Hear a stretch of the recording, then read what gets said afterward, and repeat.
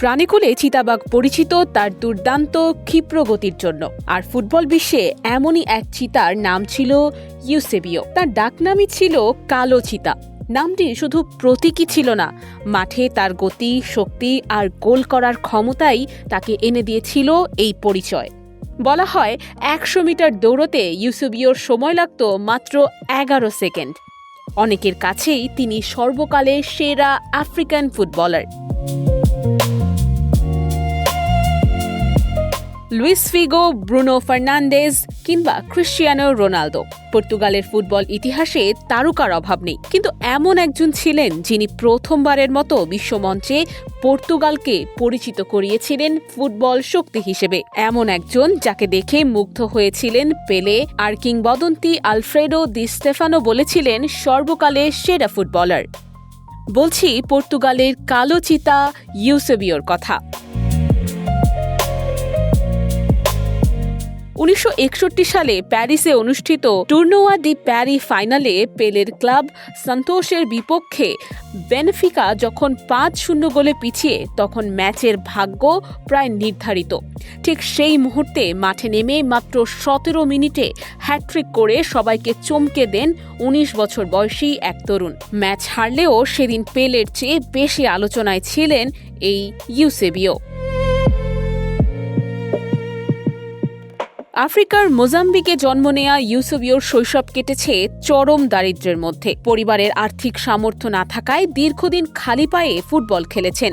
মাত্র 8 বছর বয়সে বাবাকে হারানোর পরও থেমে যাননি, বরং ফুটবলকেই বানিয়েছিলেন জীবন সংগ্রামের সবচেয়ে বড় হাতিয়ার। মাত্র 18 বছর বয়সে যোগ দেন পর্তুগালের ঐতিহ্যবাহী ক্লাব বেনেফিকায়, আর সেখান থেকেই শুরু হয় এক কিংবদন্তির উত্থান।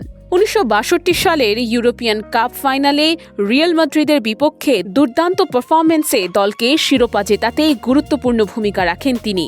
এরপর আর পেছনে ফিরে তাকাতে হয়নি। বেনফিকার জার্সিতে 614 ম্যাচে করেছেন 638 গোল। পুরো ক্যারিয়ারে 733 ম্যাচ খেলে গোল করেছেন 748টি। 7 বার হয়েছেন পর্তুগিজ লিগের সর্বোচ্চ গোলদাতা। জিতেছেন ব্যালন ডি'র, ইউরোপিয়ান গোল্ডেন বুট সহ অসংখ্য ব্যক্তিগত সম্মাননা। তবে ইউসেবিওকে অমর করে রেখেছে 1966 সালের বিশ্বকাপ। সেই আসরে আন্ডারডগ পর্তুগালকে প্রায় একাই টেনে তুলেছিলেন সেমিফাইনালে।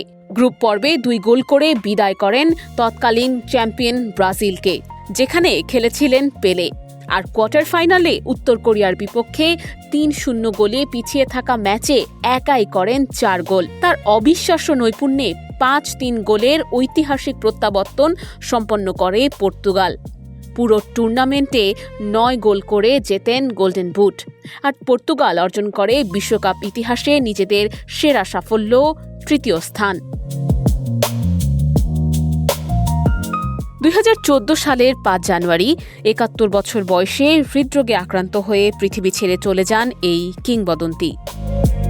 আজ পর্তুগালের ফুটবল মানে ক্রিশ্চিয়ানো রোনালদো, কিন্তু রোনালদোদের জন্য যে পথ তৈরি হয়েছিল সেই পথের প্রথম স্থপতি ছিলেন ইউসেবিও। খালি পায়ে ফুটবল খেলা এক দরিদ্র কিশোর থেকে বিশ্ব ফুটবলের কালো চিতা হয়ে ওঠার তার গল্প শুধু একজন ফুটবলারের গল্প নয়, একটি সংগ্রাম, স্বপ্ন আর অসম্ভবকে সম্ভব করার এক অনন্য ইতিহাস। নুসরাত অনন্যা, ডেস্ক রিপোর্ট, দৈনিক এদিন।